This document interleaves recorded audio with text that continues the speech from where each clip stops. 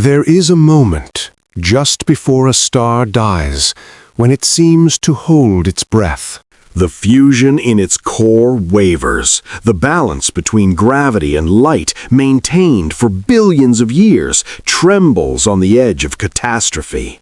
And in that moment, the star is neither alive nor dead. It simply waits, suspended between what it was and what it will become. I have watched 3 stars die in my lifetime. Not in the abstract way of astronomers studying ancient light, but truly watched them, stood at the viewports of my command vessel, and witnessed the final collapse, the blinding pulse, the silence that followed. Each time I thought I understood something profound about endings. I was wrong. I did not understand endings until I met the humans. My name is Corveth Tal Marine, and I am the last surviving Archon of the Eternal Ascendancy. For 14,000 years, my civilization ruled the spiral reaches, shepherding lesser species, maintaining order across 9,000 inhabited worlds. We were old when the light of Earth's sun first touched the eyes of creatures that would one day become human.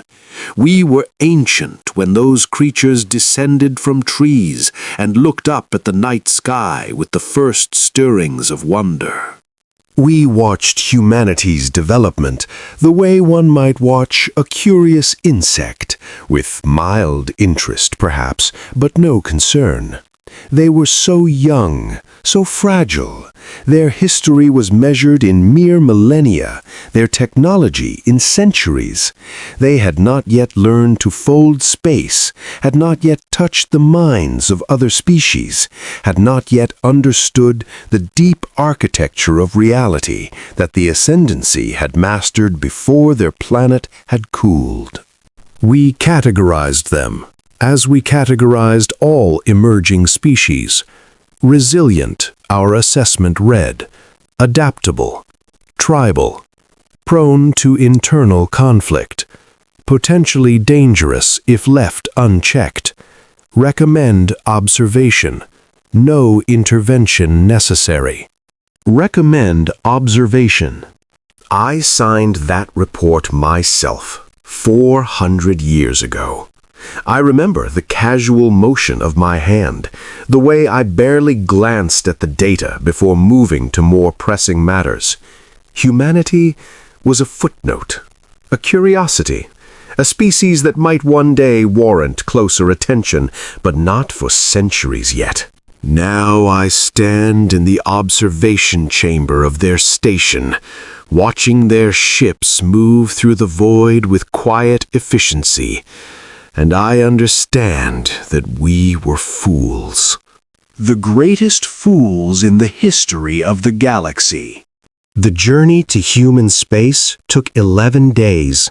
11 days of silence, of watching the stars blur past the viewport, of trying not to think about what we had left behind. There were 17 of us when we departed. 17 survivors of the Council of 9,000, the governing body that had guided the Ascendancy since before humanity's first cities rose from mud and stone. 17 out of 212,000 council members, scattered across a civilization that had once seemed eternal. By the time we reached the human border, there were 14. Archon Savethi died on the 3rd day, her heart's finally giving out from the stress. She was 9,000 years old, had served on the council for 6 millennia, and in the end, she simply stopped breathing in her sleep. No ceremony, no funeral rites. We jettisoned her body into the void because we could not spare the energy for cremation. Archon Mevalith and Archon Tauren died on the 7th day, when the pursuing Harvest Scout found us. The battle lasted 4 minutes. Our ship's weapons, once considered formidable, barely scratched the enemy's hull. The scout withdrew only when human patrol vessels appeared on the edge of sensor range, and by then, Mevalith and Torin were gone, their bodies atomized by a weapon our scientists still do not understand. We limped across the border with our shields failing and our engines dying, and the human patrol vessels simply watched. They did not hail us, did not demand identification or threaten us. They simply adjusted their formation, surrounded us with quiet efficiency, and escorted us toward their nearest station. Not as prisoners, I realized later, as patients. They had seen this before, perhaps not with us, but with others. They recognized the look of refugees. I had never been a refugee in my life. I was an Archon of the Eternal Ascendancy, a member of a civilization that had existed since before humanity's ancestors had learned to walk upright. The concept was alien to me, as foreign as the clean gray corridors of the human station they brought us to, as strange as the soft-spoken officer who met us at the docking bay. "Welcome to Sentinel Station 12, she said. Her voice was calm, measured, utterly without inflection. "I'm Commander Sarah Chen. We've prepared medical facilities and quarters for your people. If you'll follow me, no questions about why we had come, no demands for explanation, no posturing or displays of authority." She simply turned and walked, expecting us to follow. We did. The first days on the station blurred together in a haze of exhaustion and grief. The humans fed us, treated our injuries, gave us quarters that were small but clean. They asked nothing of us, demanded nothing, expected nothing. It was infuriating. I was an Archon. I had commanded fleets, shaped the destinies of worlds, spoken with the authority of a civilization that predated human memory. I was accustomed to being treated with deference, with respect, with the weight of my position acknowledged in every interaction. The humans treated me like any other refugee. Commander Chen checked on us twice daily, her visits brief and professional. She asked if we needed anything, if our accommodations were adequate, if there were dietary requirements the station's systems hadn't accounted for. She answered our questions about the station's facilities with patient clarity. She never once asked about the ascendancy, about the war, about why 14 survivors of the most powerful civilization in the spiral reaches had fled to human space in a crippled ship. On the 5th day, I could bear it no longer. "You are not curious," I said, stopping her as she turned to leave our quarters, "about why we are here, about what is happening beyond your borders." Commander Chen paused, her expression unchanging. "We're aware of the situation." Aware. The word felt bitter on my tongue. The harvest has consumed 7,000 worlds in the last 18 months. The ascendancy is falling. The greatest civilization this galaxy has ever known is being devoured, and you are aware. Yes. I stared at her, searching for something in those calm brown eyes. Mockery, perhaps, or satisfaction. Some sign that she understood the magnitude of what I was telling her, the weight of the catastrophe unfolding beyond the borders of human space. I found nothing. Only patience. "We came here to ask for your help," I said. The words cost me more than she could know. An Archon begging the humans for assistance. The thought would have been laughable a year ago. Now it was simply necessary. The ascendancy needs... "I know what you need," Commander Chen said quietly, "and I'm not the one you should be talking to." She touched a comm panel on the wall. "This is Chen. Our guests are ready. Send him in." The door slid open, and a human male entered. He was older than Chen, his hair more gray than black, his face lined with the marks of age and weather. He wore no uniform, carried no visible weapons, displayed no rank insignia or signs of authority. And yet, the moment he entered, Commander Chen straightened. Not to attention, there was no military formality in the gesture, but with a kind of unconscious respect that I recognized from my own officers long ago. "Archon Corvith," the man said. "I'm James Okonkwo. I've been asked to have a conversation with you if you're willing." "Asked by whom?" "By people who need to understand your situation before they can help." He gestured to the chairs arranged near the viewport. "Please, sit. This may take some time." I sat, and James Okonkwo sat across from me, and for the next 3 hours he asked me questions. Not about our military capabilities or our technology or our strategic value as allies. He asked about our history, about our culture, about what we had built over 14,000 years, and what we had lost. He asked about Sevathi, about Mevalith and Tauren, about the billions of lives that had ended when the harvest came to our core worlds. He asked how I felt. The question caught me off guard. "I don't understand." "You've lost your civilization," he said, his voice gentle but direct. "You've watched everything you built collapse. You've buried friends, fled from an enemy you can't defeat, begged for help from a species you once dismissed as primitive." He leaned forward slightly. "How do you feel, Corveth?" I wanted to be angry. I wanted to tell him that my feelings were irrelevant, that what mattered was stopping the harvest, saving what remained of my people, finding some way to strike back against the enemy that had destroyed us. But the anger wouldn't come. Only exhaustion. Only the weight of everything I had lost, pressing down on me until I could barely breathe.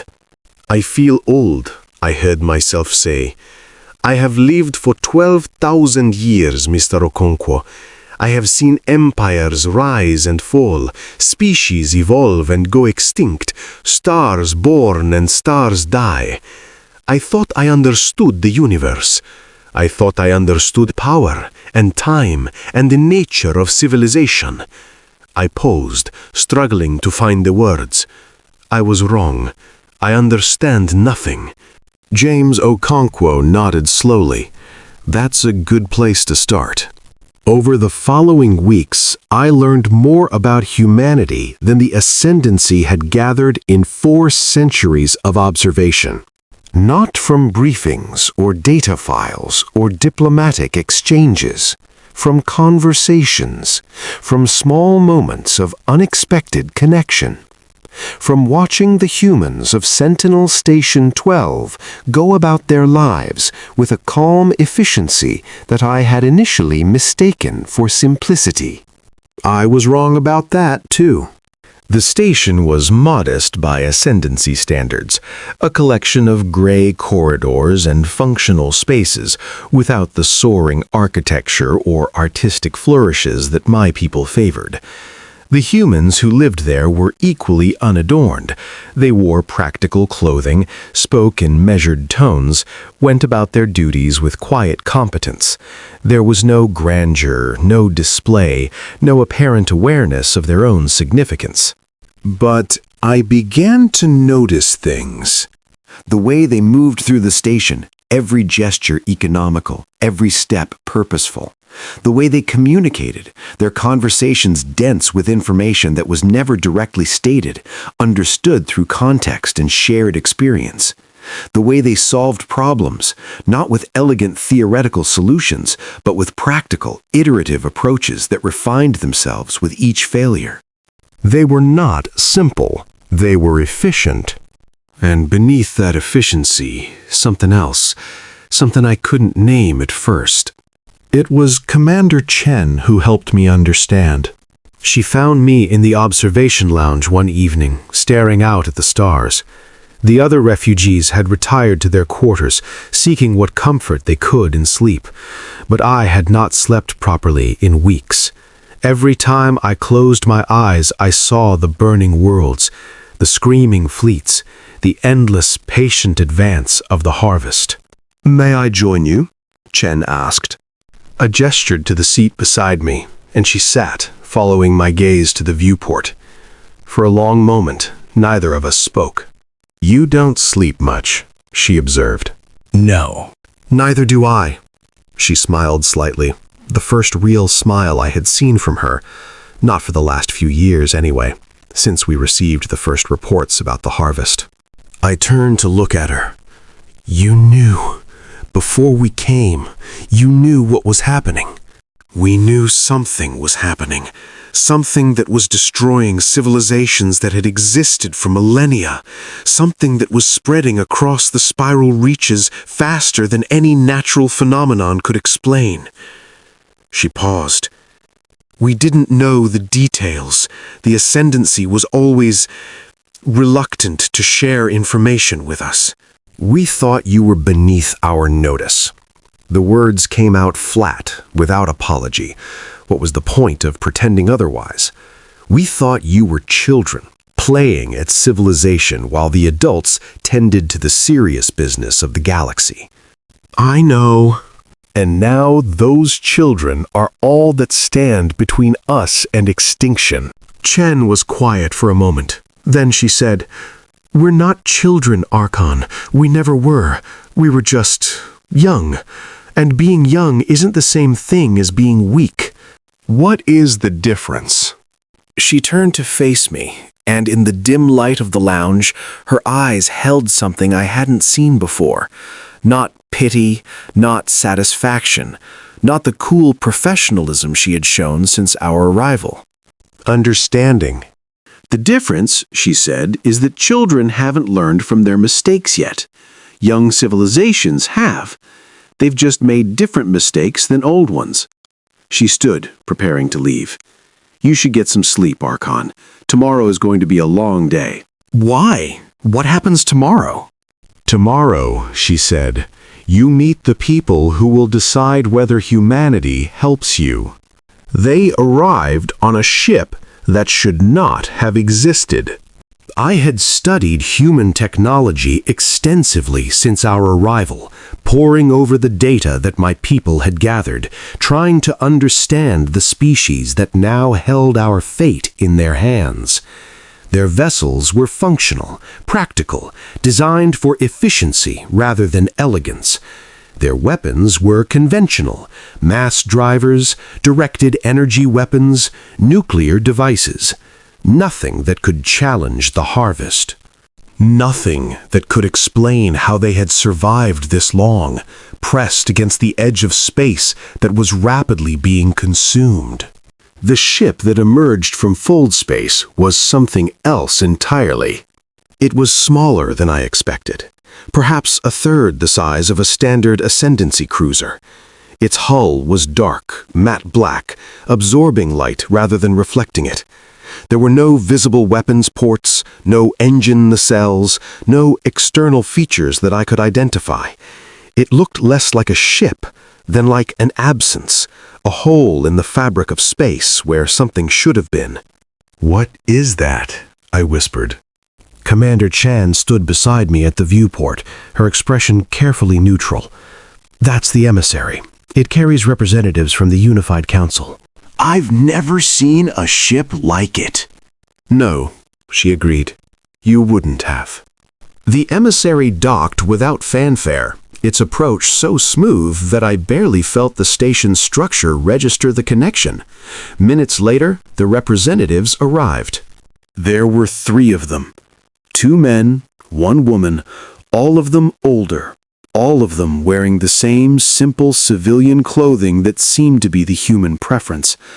They walked with the unhurried confidence of people who had nothing to prove, and when they entered the conference room where my fellow refugees and I had been gathered, they did not take the seats of authority at the head of the table. They sat among us as equals. "Archon Corveth," the woman said. Her name, I would learn, was Elena Vasquez, and she had been a diplomat for 60 years before her current position. "Thank you for meeting with us. I understand you have a request to make." "I do." I straightened in my chair, drawing on the last reserves of my dignity. "The ascendancy is dying. The harvest has destroyed 7,000 of our worlds, killed billions of our people, and shows no signs of stopping. Our fleets are scattered, our leadership is broken, and without help, we will be extinct within the year." I met her eyes. "I am here to ask for humanity's assistance." Elena Vasquez nodded slowly. "And what would that assistance look like?" "Military intervention, your ships engaging the harvest, buying time for our remaining forces to regroup. Technology transfer, if possible. The weapons you used to drive off the scout that was pursuing us could—" "We didn't drive off that scout," one of the men interrupted. "His name was David Kimura, and unlike Elena, he had served in the military before joining the council. We destroyed it, completely. There's nothing left to analyze." I stared at him.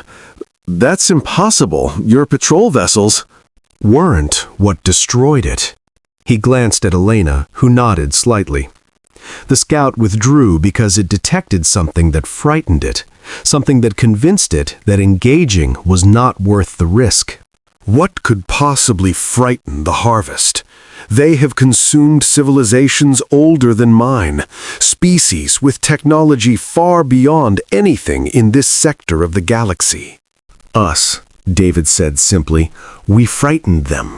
The silence that followed was absolute. I could feel my fellow refugees looking at me, waiting for me to respond, but I had no words. The concept was absurd. Humanity frightening the harvest? The species that had barely achieved interstellar travel a few centuries ago, threatening the force that had devoured the eternal ascendancy? But I remembered the ship in the viewport, the absence where a vessel should have been, the technology that should not have existed. "How?" I finally managed. Elena Vasquez leaned forward, her eyes holding mine with an intensity that made me want to look away. "That's not a question I can answer, Archon. Not because it's classified, but because the answer is complicated." She paused, choosing her words carefully. "Humanity has a history that the ascendancy never saw, or rather, a history that you saw and chose not to understand. We monitored your development for centuries. You monitored our technology, our military capabilities, our political structures." She shook her head. "You never understood what we were, what we are, what we became because of our history." "Then tell me." She was quiet for a long moment. Then she looked at her colleagues, and some silent communication passed between them. David Kimura nodded. The third representative, who had not yet spoken, simply closed his eyes. "We will tell you," Elena said. "But first, I need to ask you something personal." "Ask." "What do you believe happened to the species that came before us? The ones who reached the stars millions of years ago, who built civilizations that should have been here when the ascendancy was born?" I frowned.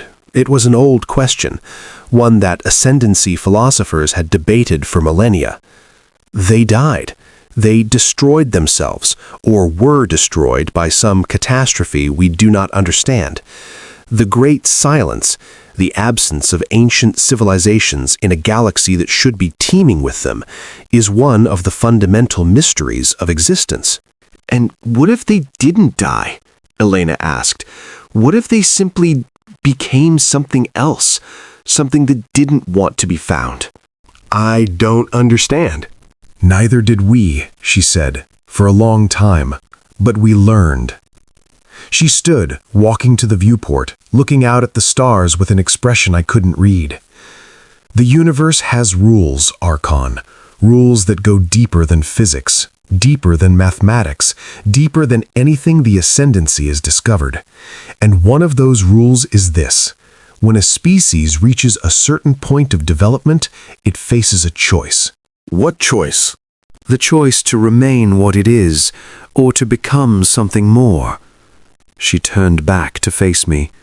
Most species never reach that point. They destroy themselves first, or they stagnate, or they simply run out of time. But a very few, reach the threshold, and when they do, they must decide whether to cross it. Cross it to what? To something that is no longer a species in any sense you would recognize. Something that exists outside the normal constraints of matter and energy, space and time. Something that watches and waits and occasionally intervenes. I felt cold. Not the physical cold of space, but something deeper. The cold of standing at the edge of an abyss and realizing that the abyss was looking back.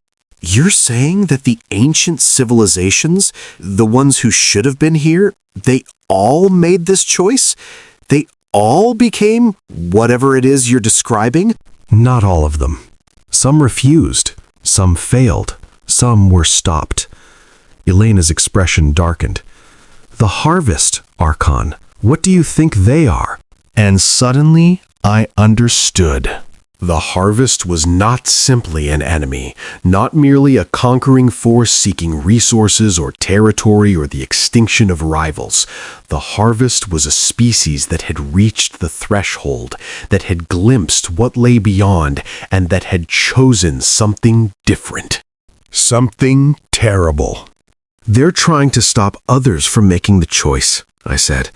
They're consuming civilizations before they can reach the threshold, before they can become competitors, Elena finished, or threats, or simply others in a universe they want to dominate alone.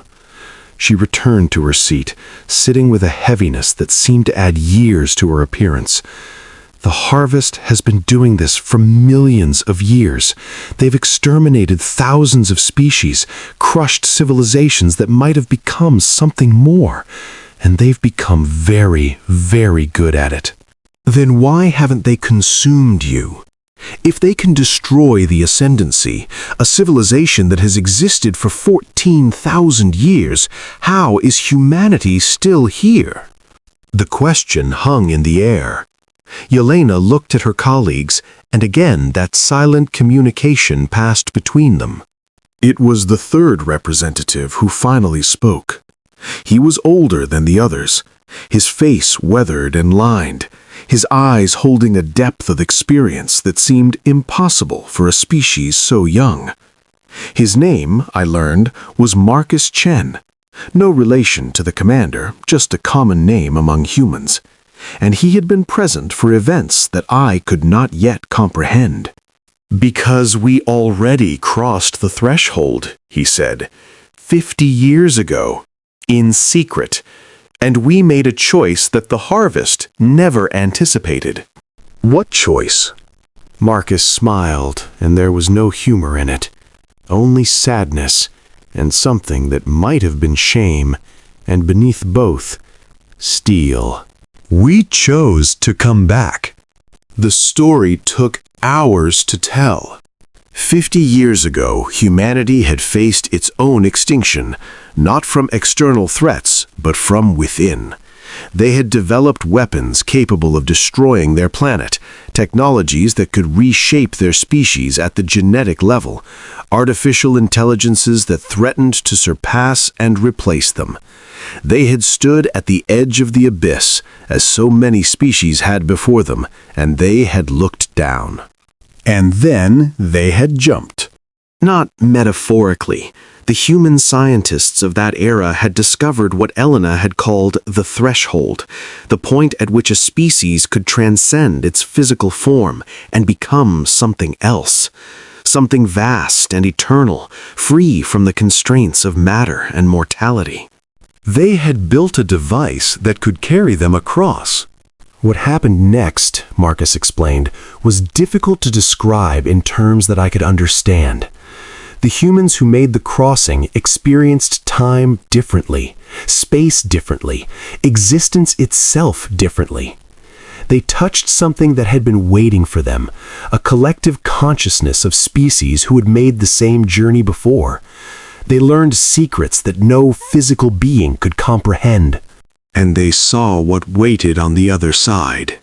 There are things beyond the threshold, Marcus said, his voice barely above a whisper. Things that make the harvest look like children playing with toys. Things that consume galaxies, that exist across dimensions, that have been fighting wars for longer than the universe has existed. And they noticed us. The moment we crossed, they noticed. "What happened?" I asked. "We made a deal." He closed his eyes, and for a moment he looked impossibly ancient. "We couldn't stay. We weren't ready. Humanity as a whole wasn't ready. If we had remained on the other side, if we had tried to become what the Ancient Ones had become, we would have been drawn into their wars, their conflicts, their endless, eternal struggles." He opened his eyes. "So we came back. We stepped away from the threshold, returned to our physical forms, and sealed the door behind us." "But you kept something," I said, understanding beginning to dawn. "You brought something back with you." "We brought back knowledge," Elena said, "understanding. We learned how the harvest operates, what they fear, what they can't survive. We learned about the rules of the universe, the real rules, the ones that govern what species can become and what can stop them." She paused.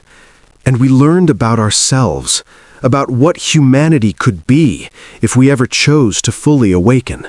"What does that mean, fully awaken?" "It means becoming what we briefly were on the other side of the threshold. It means transcending our physical forms, merging our consciousness, becoming a single unified entity that exists across all dimensions simultaneously." Marcus's voice was heavy with the weight of what he was describing. "It means giving up everything that makes us human, our individuality, our mortality, our connection to the physical universe, and becoming something that can fight the battles we glimpsed beyond the threshold. And you chose not to do this? You have the power to become gods, and you chose to remain mortal?" "We chose to remain human," Elena corrected. "There's a difference. And yes, we made that choice deliberately, because what we saw on the other side, what those entities had become, it's not something we wanted." She shook her head. "They've been fighting for billions of years. They've forgotten what it was like to be mortal, to have physical form, to experience the universe the way we do. They've become machines, processes." "Vast and powerful, but empty of everything that once made them people. Then how can you fight the harvest if you refuse to become what they fear?" "We don't refuse," Marcus said quietly. "We refrain. There's a difference. We have the ability to awaken fully, to cross the threshold and become something that could challenge the harvest directly. We've simply chosen not to use it." He met my eyes, and in that moment, I saw something that chilled me more deeply than anything I had experienced since the fall of the Ascendancy. "Until now," he said. "The days that followed were the strangest of my long life." The human representatives returned to their ship, promising to deliberate on the Ascendancy's request. But they left behind something unexpected, an invitation. Any of us who wished to could join them aboard the emissary to witness the process by which humanity made its decisions. I was the only one who accepted. The interior of the emissary was nothing like I expected. From the outside, the ship had seemed empty, absent, a void in space. Inside, it felt alive. The corridors shifted as I walked through them, reconfiguring themselves to match my movements, anticipating where I needed to go. The walls displayed information that seemed tailored specifically to my questions, answering queries I hadn't yet asked. The ship is connected to our network, Elena explained as she led me through the vessel. Not just our physical network, our mental network. Every human who has chosen to participate in the collective has a presence here, and the ship responds to their combined consciousness. Your collective? I thought you said you chose not to transcend. We chose not to fully transcend, but we took something with us when we came back from the threshold, a connection to each other that goes beyond physical communication. Not a hive mind, she added, seeing my expression. We don't share thoughts or memories unless we choose to, but we can feel each other. 8 billion people connected by a thread of shared consciousness. And you use this to make decisions? We use it to understand each other. She stopped at a door that seemed no different from any other. What you're about to see has never been witnessed by anyone outside our species. We're making an exception because we need you to understand what you're asking of us. The door opened, and I stepped into a cathedral of light. That's the only way I can describe it. The room was vast, impossibly vast, larger than the ship that contained it should have allowed. And it was filled with presence. Not physical beings, but something more. Echoes of consciousness, shadows of thought, the collected weight of 8 billion human minds brushing against the edge of my perception. I fell to my knees, not from weakness, but from the sheer, overwhelming weight of what I was feeling. 8 billion individual lives, each one distinct, each one precious, each one connected to all the others by threads of shared experience and mutual understanding. I could feel their emotions, their fears, their hopes, their memories washing over me like waves against a shore. And beneath it all, something else. Something that waited in the depths of their collective consciousness like a leviathan sleeping in the ocean. Something that stirred ever so slightly in response to my presence. "What is that?" I gasped. Elena knelt beside me, her hand on my shoulder, steadying me. That's what we could become, what we will become if we choose to awaken fully. Right now it sleeps. We keep it asleep, deliberately, because waking it would mean losing ourselves. She paused. But we can wake it, Corveth. We can become that, if we have to. Why are you showing me this? Because the decision to help you isn't just a political calculation. It isn't about resources or strategy or the balance of power. It's about choosing to become something other than human. Her voice was gentle but firm. If we fight the harvest directly, we will have to awaken, fully, completely. And when we do, the humans you know, the people you've met, the society you've observed will cease to exist. We'll become something else, something that can never go back to being what we were. I looked up at her, seeing for the first time the weight she carried. The weight all humans carried, every day, knowing what they could become and choosing not to. Why would you do that for us? I asked. We dismissed you, ignored you, treated you like children playing at civilization. Why would you sacrifice everything you are to save us? Elena was silent for a long moment. Then she said, "Because we remember what it was like to be alone, to face annihilation with no one willing to help, to watch everything we built crumble around us while the rest of the galaxy looked away." She stood, helping me to my feet. "We remember, Corveth, and we promised ourselves that we would never let another species face that kind of despair without offering them a choice." "A choice?" "A choice to be saved, a choice to survive, even if saving them costs us everything we are." She looked at me with those calm brown eyes, and I saw something I hadn't seen since the fall of the ascendancy. Hoop. The decision will take time, she said. We have to reach consensus. True consensus, not just a majority. Every human who wants to participate in this choice will have a voice. Every perspective will be heard. She smiled, and for the first time I saw the exhaustion behind her composure. It's not efficient, but it's who we are. 17 days. That's how long the decision took.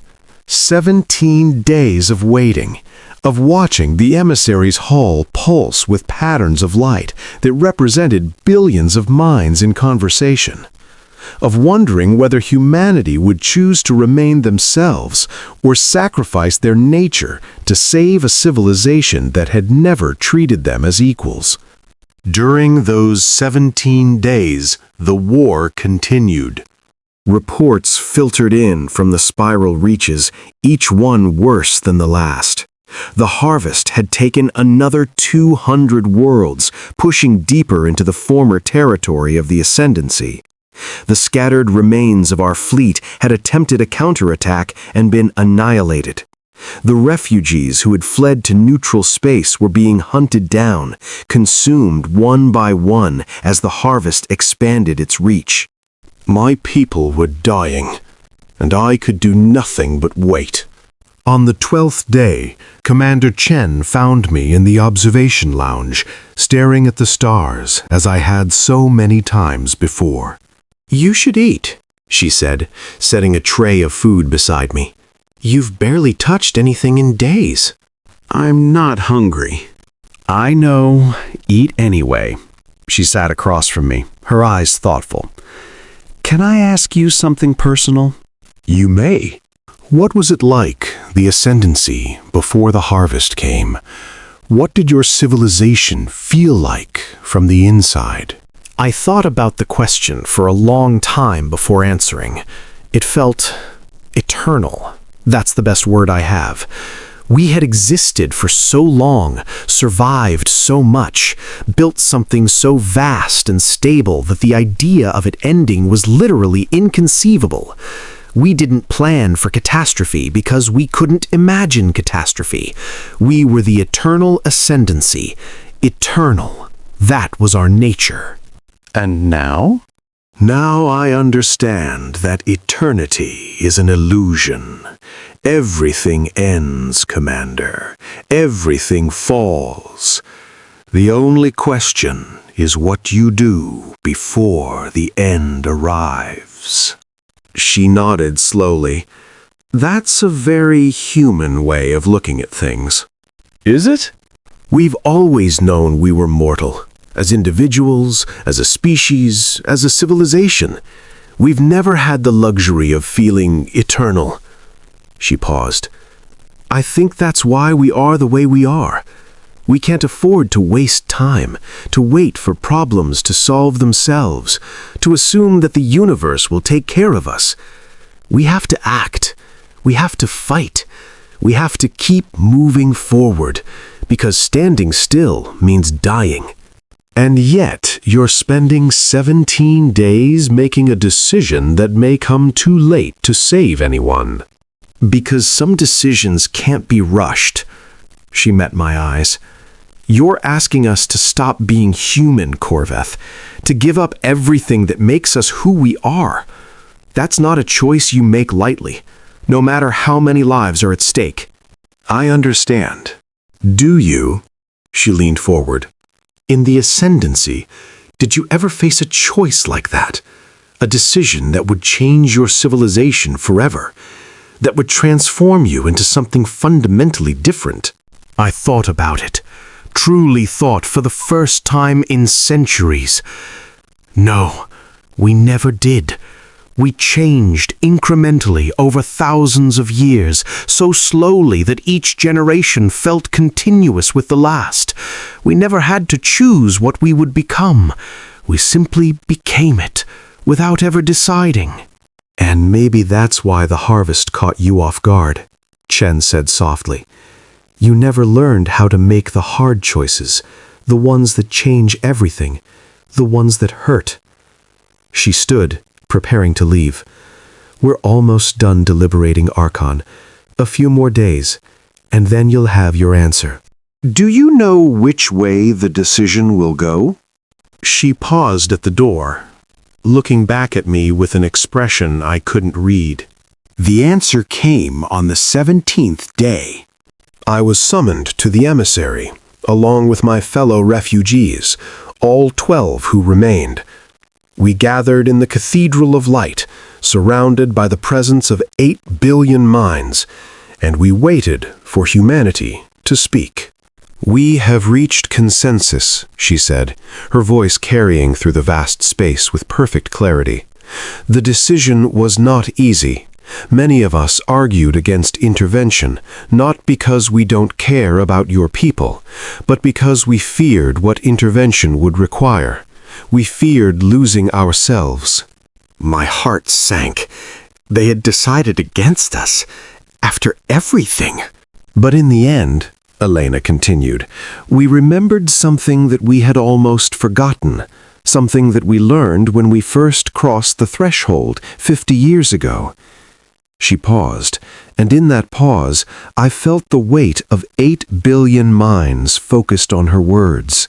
We learned that the universe is vast and ancient and full of things that we cannot understand. We learned that there are forces beyond our comprehension, struggles beyond our imagination, scales of time and space that make our existence seem like a single heartbeat in the life of the cosmos. And we learned that in the face of that vastness, the only thing that matters is what we choose to do with the brief moment we have. Her voice dropped, becoming something harder, something sharper. But we choose not to believe that. We choose to believe that every life matters. Every civilization deserves a chance to survive. Every species, no matter how young or old, has the right to exist without fear of annihilation. The presence behind her was fully awake now.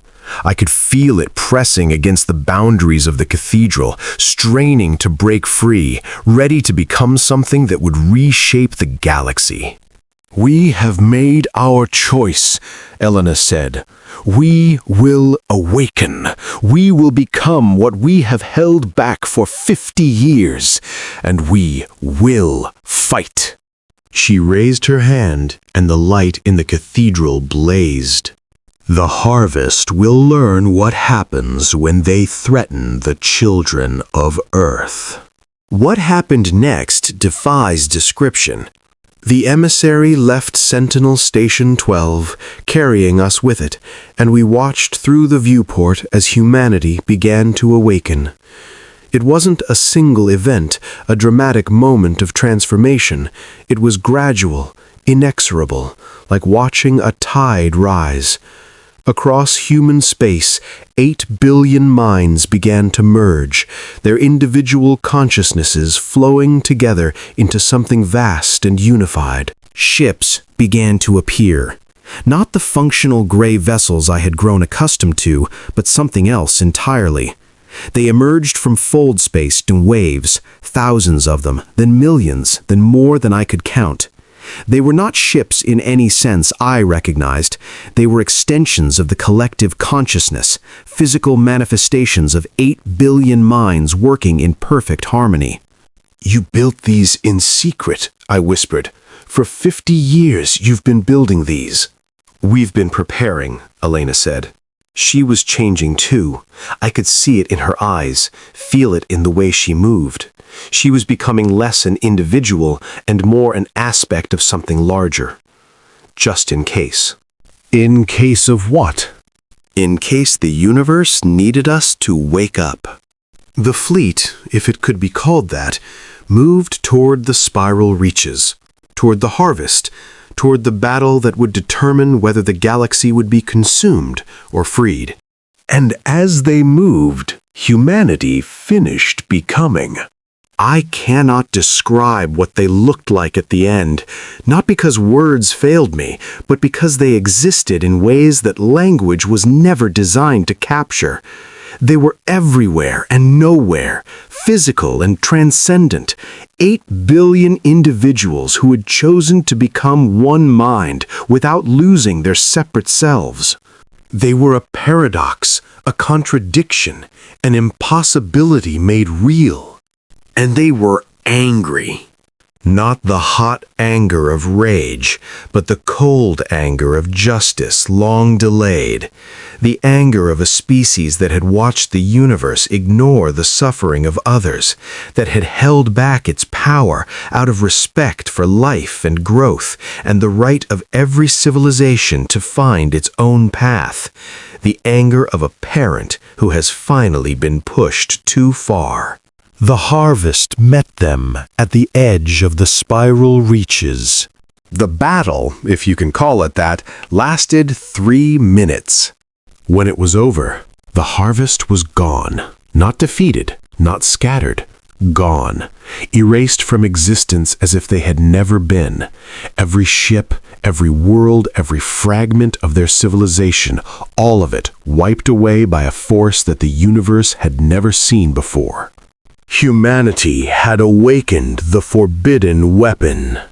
And the weapon was themselves. In the years that followed, the galaxy changed. The ascendancy never recovered, not as it had been.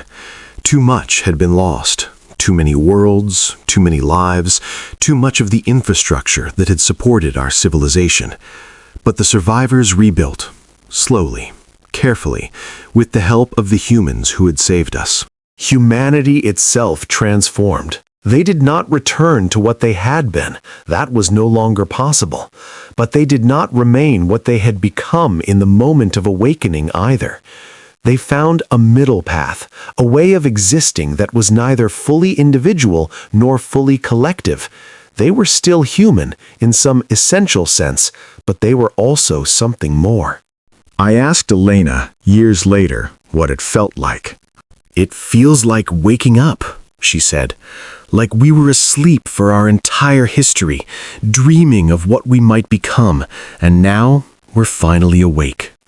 She smiled, and in that smile I saw the weight of 8 billion minds, watching the universe with eyes that saw far more than they once had.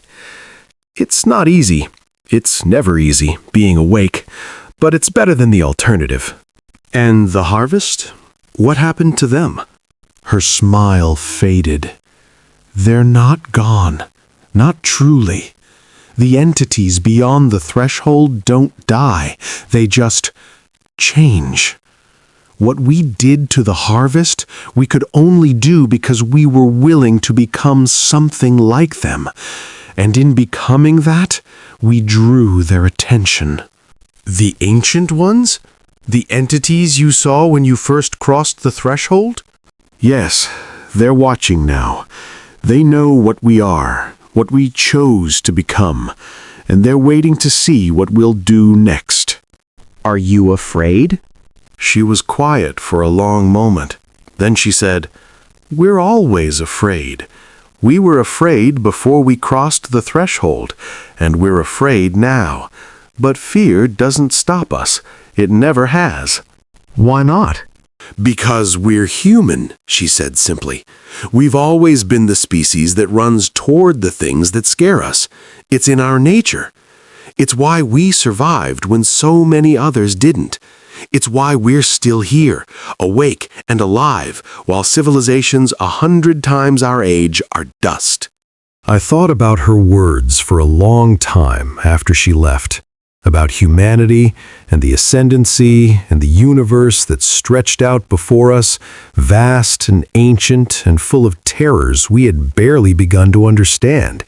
And I thought about what it meant to be awake. The eternal ascendancy had existed for 14,000 years. We had built wonders, explored mysteries, created a civilization that spanned 9,000 worlds.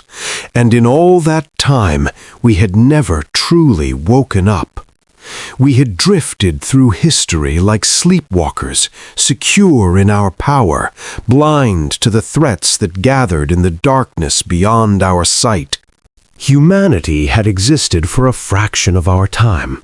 They had made every mistake imaginable, destroyed themselves a dozen times over, crawled back from the brink of extinction again and again.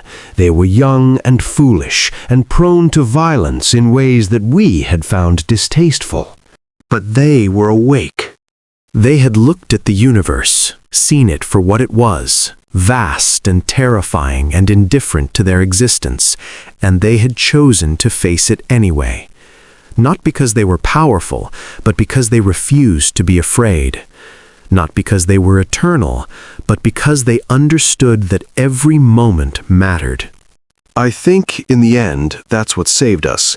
Not humanity's weapons, or their technology, or even their willingness to sacrifice their nature to protect others.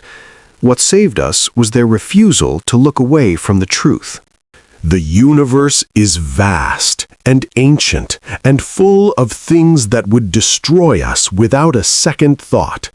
We are small and brief and ultimately powerless against the forces that shape reality. Every civilization will fall, every species will end, every star will die. But until that moment comes, we choose to stand, we choose to fight, we choose to hope. That is the lesson humanity taught us. That is why the harvest fell.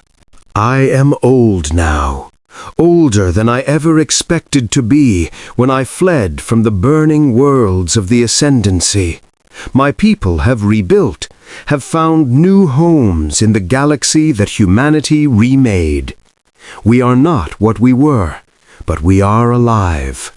And we are awake. I stand at the viewport of my quarters, watching the stars as I have done so many times before. But now I see them differently. I see the light of suns that burned before the Ascendancy existed, the glow of galaxies that will outlast every civilization we can imagine. I see the vast, cold indifference of the cosmos, and I understand it for what it is. Not a threat, not a judgment, just reality. And in that reality, there is a small, stubborn species called humanity, who refused to accept that their existence meant nothing, who looked at the infinite darkness and said, "We will make our own light." They awakened a forbidden weapon. They became something that should not have been possible.